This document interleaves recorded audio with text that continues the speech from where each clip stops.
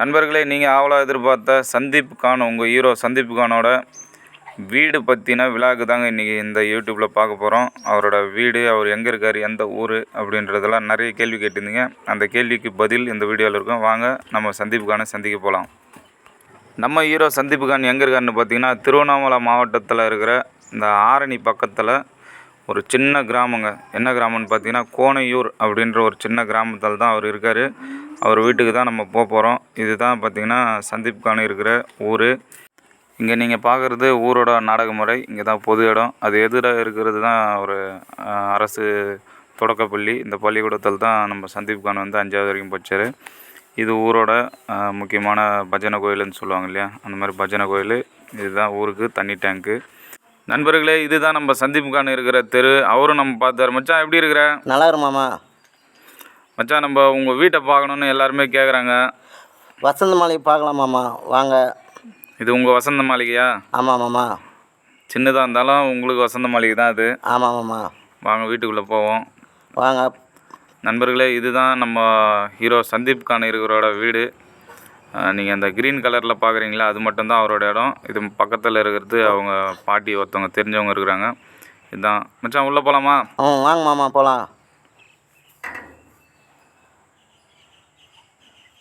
இது அவரோட இடம் இல்லை, வேறு ஒருத்தவங்க இடம். இந்த வீடு இருக்கிறது மட்டும்தான் அவரோட இடம்.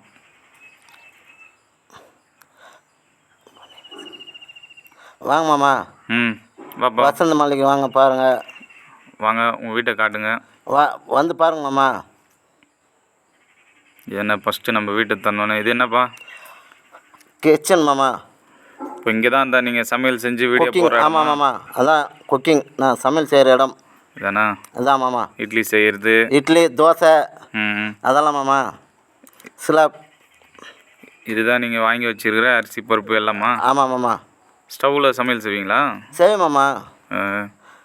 கேஸ் காலி ஆகிட்ட பிறகு செய்வேன் மாமா.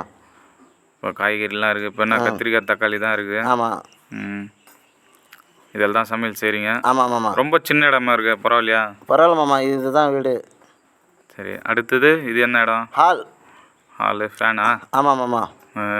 அதான் உட்காந்து சாப்பிட்ற இடம். ஹாலும் சின்னதாக இருக்கு. ஆமாம் மாமா, இடம் அதுமாரி. இதுதான் பூஜை ரூமு. சாமி பாருங்க. இங்கே தான் சாமி கும்பிட்ற இடமா? ஆமாம் மாமா. சரி, சூப்பராக இருக்குது. தீபாவளி கூட ஒரு வீடியோ போட்டிங்க. ஆமாம் மாமா.